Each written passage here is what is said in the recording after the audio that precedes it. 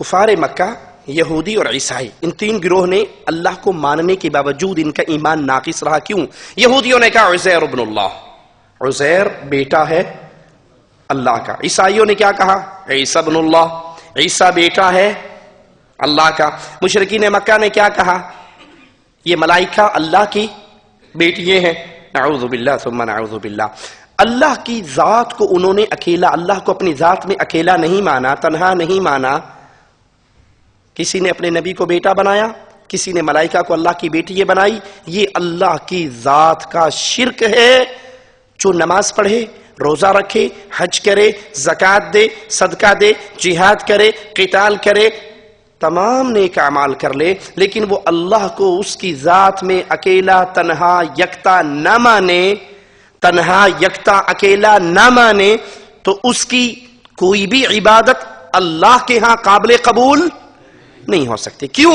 ایمان کا پہلا سٹیپ یہ ہے.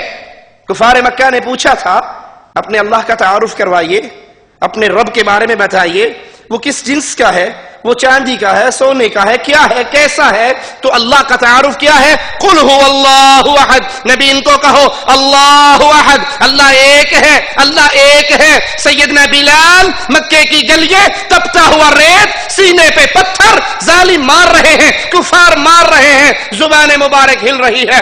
احد احد احد، وہ اکیلا ہے، وہ ایک ہے، وہ ایک ہے، کوئی اس میں سے نہیں نکلا، وہ کسی میں سے نہیں نکلا، کوئی اس میں علول نہیں کرتا، وہ کسی میں فنا نہیں ہوتا، کوئی اس میں فنا نہیں ہوتا، وہ اپنی ذات میں اکیلا ہے. جو اللہ کو اس کی ذات میں اکیلا مانتا ہے، تنہا مانتا ہے، یکتا مانتا ہے، اس کا ایمان کا پہلا سٹیپ درست ہے. اور جس نے اللہ کو اس کی ذات میں اکیلا نہیں مانا، کچا چڑوانگ مدینہ، ڈسے کوٹ مٹھڑ بیت اللہ، ظاہر دے وچ پیر فریدن، باطن دے وچ اللہ.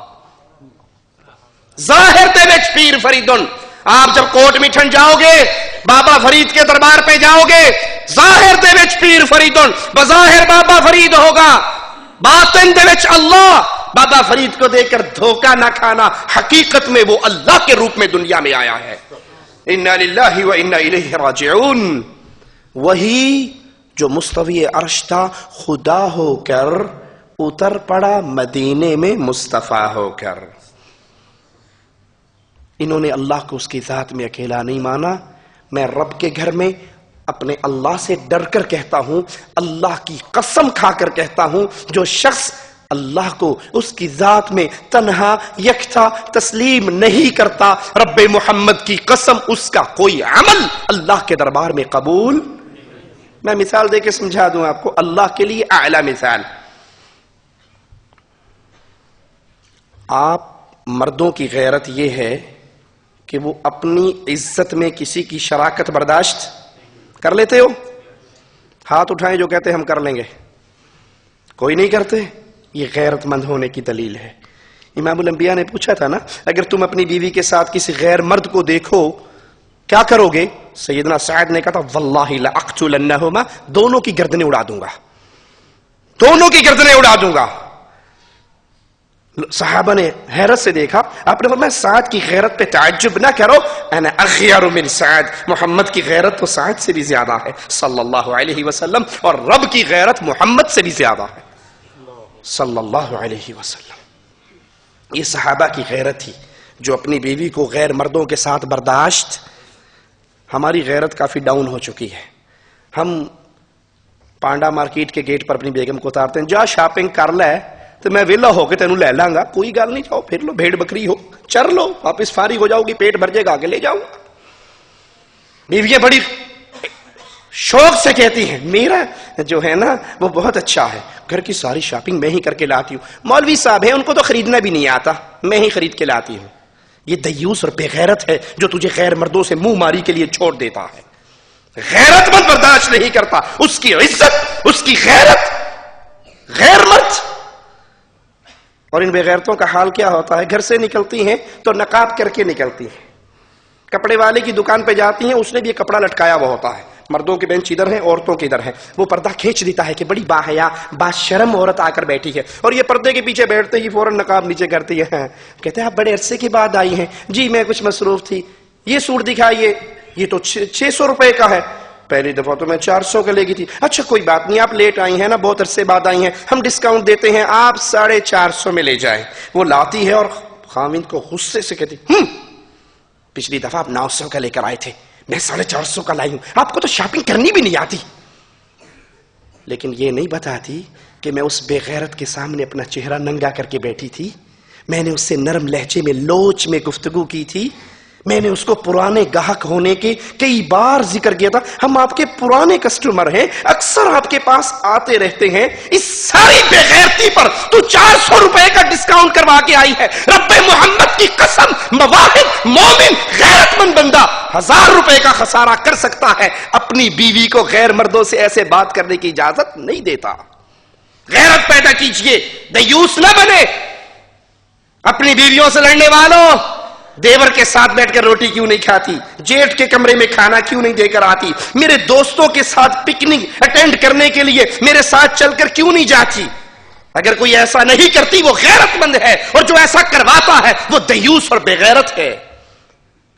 ایک شخص شادی کرنا چاہے اور جس لڑکی سے اس کا معاملہ طے ہو رہا ہو شادی کا, وہ اس کی منگیتر ہونے والی بیوی, وہ فون کر کے کہے جی ماشاءاللہ ہماری شادی ہونے والی ہے, لیکن میں پہلے آپ کو ایڈوانس بتا رہی ہوں, مہینے کے 30 دنوں میں سے 29 دن میں آپ کی زوجہ رہوں گی, آپ کی بیوی رہوں گی. ایک دن کے لیے میں اپنے سابقہ منگیتر کے پاس بھی جایا کروں گی, ان سے بھی ہیلو ہائی کرا کروں گی, میرے کزن تھے, وہ ہماری بڑی دوستی تھی. یہ جنت سے نازل ہوئی حور ہو, شادی کر لو گے؟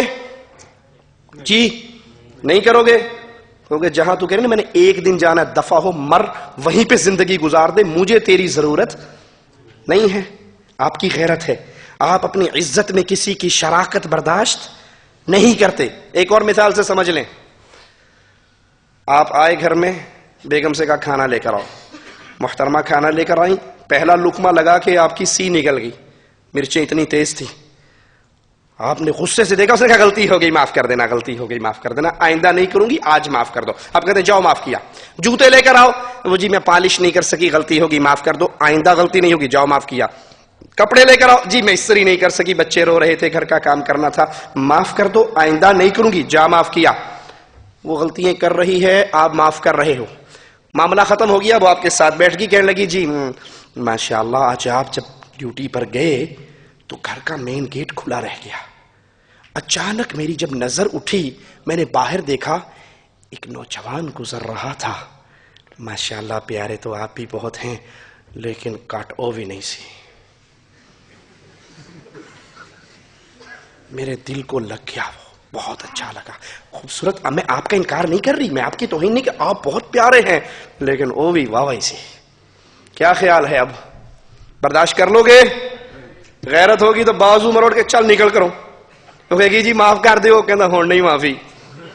وہ جی مرچا والی کرتی سی, کہنا جیڑا ساڑ مینوں ہون لگا ہے ہون معافی. اب معافی نہیں ہے. کیوں؟ آپ کی غیرت, کسی کی شراکت برداشت. اللہ کے لیے اعلی مثال مسئلہ آپ کے دلوں میں اتارنے کے لیے سمجھایا ہے. اللہ اپنی ذات و صفات و عبادت میں کسی کی شراکت برداشت.